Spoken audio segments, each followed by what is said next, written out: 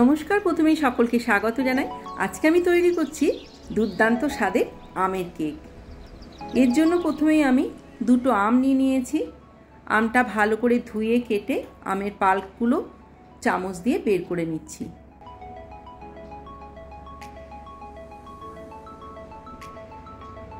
এবার মিক্সির জারের মধ্যে আমটা দিয়ে একবার পেস্ট করে নিচ্ছি।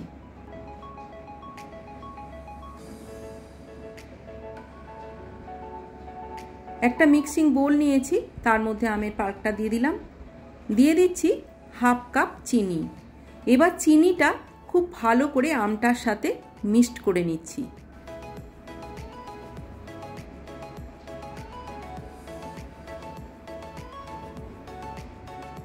এইভাবে কিছুক্ষণ করলে চিনিটা একেবারে গলে যাবে।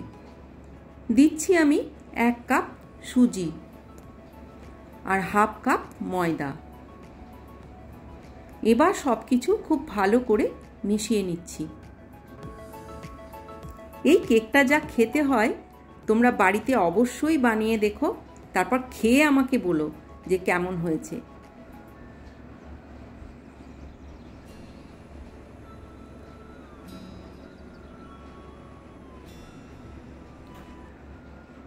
দিয়ে দিচ্ছি অল্প একটু সাদা তেল।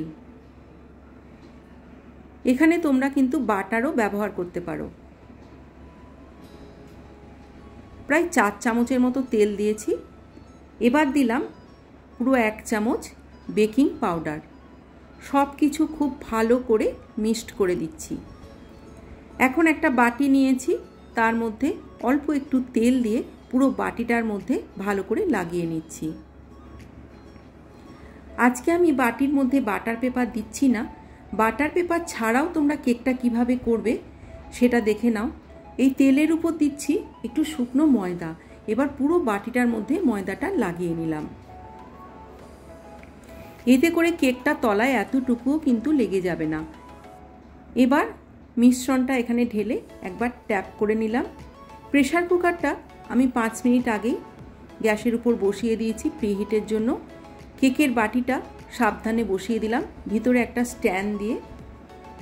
প্রেসার কুকারের সিটিটা খুলে গ্যাসের ফ্লেম লো টু মিডিয়ামে করে প্রায় 45 মিনিট আমি রেখেছি। 45 মিনিট হয়ে গেছে। কেকটা একটু চেক করে নিই। দেখো একেবারে কেকটা ভিতরে সেদ্ধ হয়ে গেছে। এবার এটা সাবধানে নামিয়ে নিচ্ছি। ঠান্ডা হলে তারপর তোমাদের কেকটা তুলে দেখাচ্ছি। কেকটা ঠান্ডা হয়ে গেছে।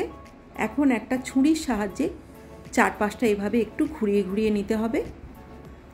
এবার উপরে একটা প্লেট দিয়ে উল্টো দিক করে বাটিটা একটু ট্যাপ করে নিলেই আমাদের কেক পুরো বেরিয়ে যাবে। দেখো কত সুন্দর হয়েছে কেকটা।